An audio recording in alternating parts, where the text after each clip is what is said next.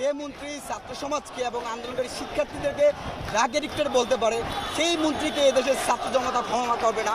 একসাথে যে শিক্ষামন্ত্রী ছাত্র সমাজকে রক্ষা করতে পারে না, তারা নিরাপত্তা দিতে পারে না, সেই শিক্ষামন্ত্রীকেও ছাত্র সমাজ ক্ষমা করবে না। একই সাথে যে স্বরাষ্ট্রমন্ত্রী প্রত্যেকটা বিশ্ববিদ্যালয় কলেজে নির্বিচারে গুলি করার নিধি দিতে পারে সেই স্বরাষ্ট্রমন্ত্রীকেও এদেশের ছাত্র জনতা ক্ষমা করতে পারবে না। একই সাথে আমরা বলতে চাই, আওয়ামী লীগের মধ্যে একটা প্রবীণ দলের রাজনৈতিক সাধারণ সম্পাদক, সে তার দলীয় ছাত্রলীগ যুবলীগের সন্ত্রাসীদের লেলি দিয়ে এদেশের ছাত্র সমাজকে রক্ত রঞ্জিত করেছে, তাকেও এদেশের ছাত্র সমাজ ক্ষমা করবে না। একই সাথে আমরা বলতে চাই, সর্বশেষ যে প্রধানমন্ত্রী আবু সাইদ, মুগ্ধ, মাহির, আহাদ শত শত শিক্ষার্থী নিহত হওয়ার পরও তার বুকে আর্তনাদ আসে না, শুধু তার বুকে মেট্রো রেলের জন্য কান্না আসে, সেই প্রধানমন্ত্রীকে এদেশের ছাত্র জনতা শ্রমিক কখনই ক্ষমা করবে না। আমরা দৃঢ়কণ্ঠে স্পষ্ট করতে বলতে চাই, অনতিবিলম্বে আপনারা এই ছাত্রতার দায় নিয়ে এদেশের মানুষের কাছে ক্ষমা চান।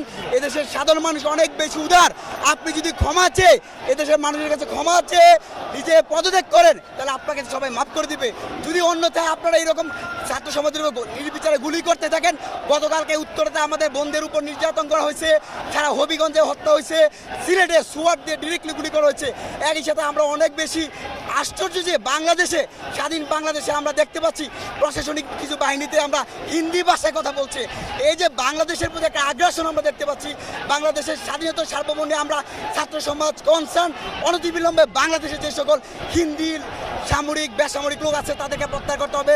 একই সাথে বাংলাদেশে আইন শৃঙ্খলা রক্ষাকারী বাহিনীর প্রতি আমরা উদাত্ত আহ্বান জানাই, আর একটা গুলি এদেশে কৃষক শ্রমিক জনতা ছাত্র উপরে ছড়বেন না।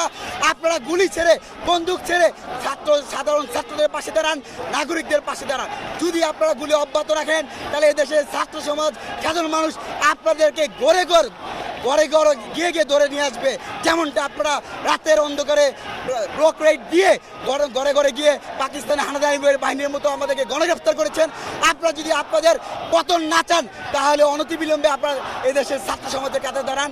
আপনাদের প্রতি উদাত্ত আহ্বান থাকবে, আজকে আমাদের যে সর্বাত্মক অসহযোগ আন্দোলন আগামীকাল থাকবে, সেই সর্বাত্মক অসহযোগ আন্দোলনে এদেশের খেটে খাওয়া শ্রমিক, মেহনতি মানুষ, বুদ্ধিজীবী, কৃষক, শ্রমিক যারা আছে সবাইকে, শ্রমিক থেকে শুরু করে সবাইকে রাস্তায় এসে এই স্বৈরাচারী খুনি একটা সরকার যে এতগুলো মানুষকে হত্যা করে এখনো দায় স্বীকার করছে না, তার বিরুদ্ধে আপনারা সবাই ছাত্র সমাজের পাশে দাঁড়ান।